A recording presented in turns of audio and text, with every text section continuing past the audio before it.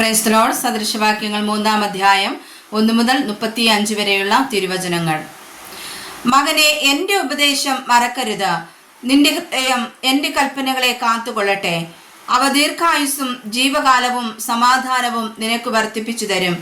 ദയയും വിശ്വസ്തതയും നിന്നെ വിട്ടുപോകരുത്. അവയെ നിന്റെ കഴുത്തിൽ കെട്ടിക്കൊള്ളുക, നിന്റെ ഹൃദയത്തിന്റെ പലകയിൽ എഴുതിക്കൊള്ളുക. അങ്ങനെ നീ ദൈവത്തിനും മനുഷ്യർക്കും ബോധ്യമായ ലാവണ്യവും സൽബുദ്ധിയും പ്രാപിക്കും. പൂർണ്ണ ഹൃദയത്തോടെ യഹോവയിൽ ആശ്രയിക്കുക, സ്വന്തം വിവേകത്തിൽ ഊന്നരുത്. നിന്റെ എല്ലാ വഴികളിലും അവനെ നിലച്ചുകൊള്ളുക, അവൻ നിന്റെ പാതകളെ നേരെയാക്കും. നിനക്കു തന്നെ നീ ജ്ഞാനിയായി തോന്നരുത്. യഹോവയെ ഭയപ്പെട്ട് ദോഷം വിട്ടുമാറുക. അത് നിന്റെ നാഭിക്ക് ആരോഗ്യവും അസ്ഥികൾക്ക് തണുപ്പും ആയിരിക്കും. യഹോവയെ നിന്റെ ധനം കൊണ്ടും എല്ലാ വിളവിന്റെയും ആദ്യഫലം കൊണ്ടും ബഹുമാനിക്കുക.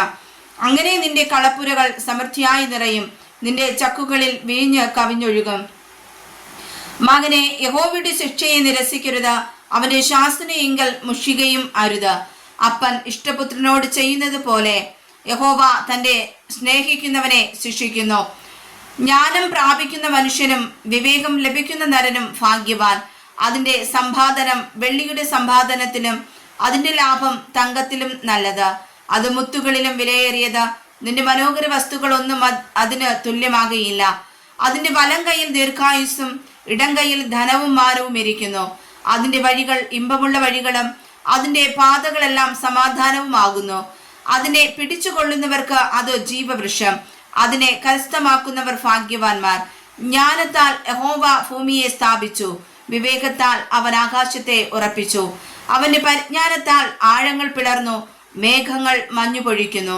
മകനെ, ജ്ഞാനവും വകതിരിവും കാത്തുകൊള്ളുക.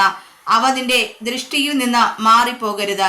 അവ നിനക്ക് ജീവനും നിന്റെ കഴുത്തിന് അലങ്കാരവും ആയിരിക്കും. അങ്ങനെ നീ നിർഭയമായി വഴിയിൽ നടക്കും, നിന്റെ കാൽ ഇടറുകയുമില്ല.